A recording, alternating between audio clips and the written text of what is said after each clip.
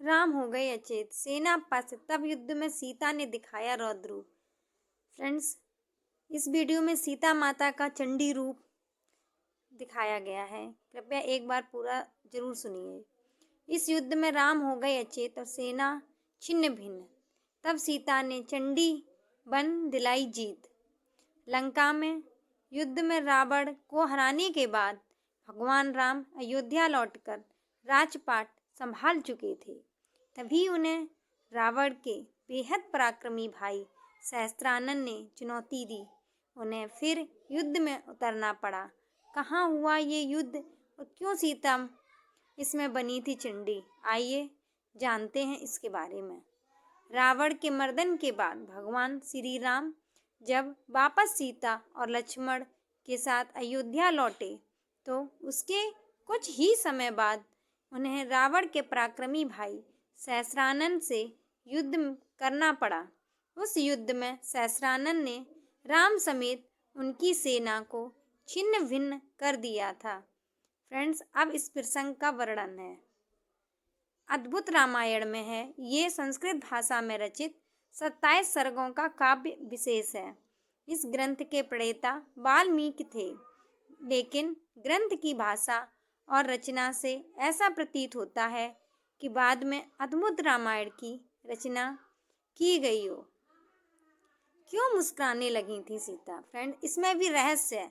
माता सीता क्यों मुस्कुराई थी? आइए जानते हैं इसके बारे में।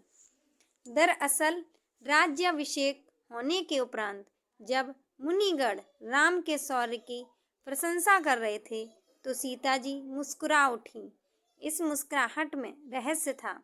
जब राम ने सीता जी से हंसने का कारण पूछने पर उन्होंने जो जवाब दिया उससे श्री राम को एक और युद्ध की तैयारी करनी पड़ी।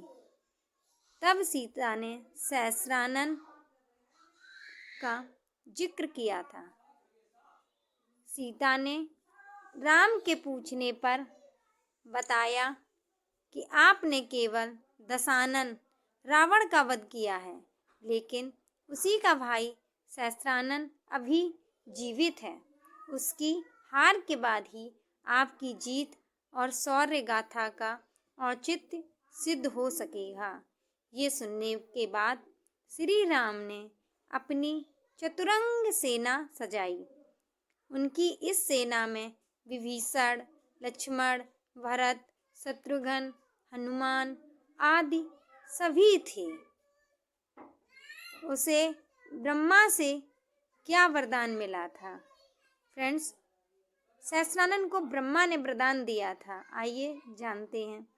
सहस्त्र रावण यानी सहस्त्रानन रावण का बड़ा भाई था। जब रावण छोटा था तब सहस्त्र रावण अपने छोटे भाई रावण से हमेशा झगड़ता रहता था। इससे नाराज होकर रावण की माता देवी कैकसी ने उसे दूर जाने को कहा। तब सहस्त्रानन वहां से चला गया। वह एक ब्रह्मांड नाम के मायावी ग्रह पर रहने लगा। उसे ब्रह्मा से वरदान था, उसे स्त्री के अलावा और कोई भी नहीं मार सकता।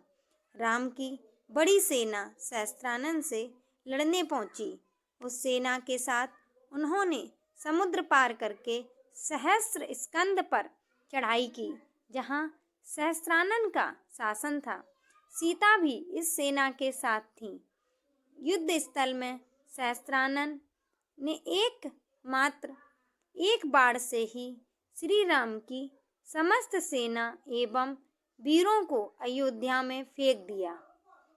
सीता ने काली का रूप धरकर उसे मारा।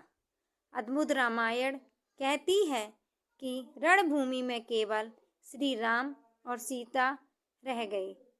राम अचेत थे। तब सीता जी ने असिता अर्थात काली का रूप धारण किया और तब सहस्त्रमुख का वध किया। कई काव्य ग्रंथों ने भी इसकी चर्चा की। हिंदी में भी इस कथानक को लेकर कई काव्य ग्रंथों की रचना हुई है, जिनका नाम या तो अद्भुत रामायण है या जानकी विजय।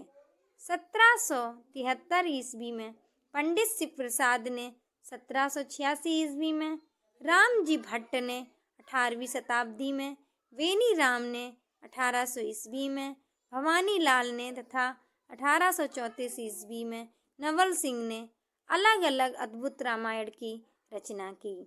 1756 ईस्वी में प्रसिद्ध कवि और 1834 ईस्वी में बलदेव दास ने जानकी विजय नाम से इस कथानक को अपनी अपनी रचना का आधार बनाया। सीता बहुत बहादुर थी। उड़िया रामायण के अनुसार रावण का भाई सहस्त्रानन कहीं ज्यादा ताकतवर कहा जाता था। उसने राम के खिलाफ युद्ध में ये भी दिखाया, जिस तरह उसने राम की अयोध्या से आई सेना को छिन्न भिन्न कर दिया था, राम को अचेत भी कर दिया। उससे जाहिर होता है कि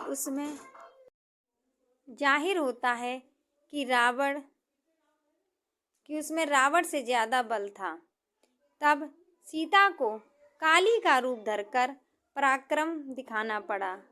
रामायण में वाल्मीकि के कई छंद हैं, जिसमें सीता को बहादुर महिला कहा गया है। तेलुगु में रामायण कहती है कि सहस्त्रानन या सहस्त्र रावण के खिलाफ जब ये लग रहा था कि राम की सेना के पैर उखड़ चुके हैं, तो सीता ने पराक्रम दिखाया। उन्होंने रावण से कहीं ज्यादा ताकतवर उसके भाई सहस्त्रानन के सारे सिर काट कर उसको मार दिया था। दोस्तों, आपको मेरी स्टोरी ये कैसी लगी, कृपया कमेंट कर ज़रूर बताएं। मेरे चैनल को लाइक करें, सब्सक्राइब करें। धन्यवाद।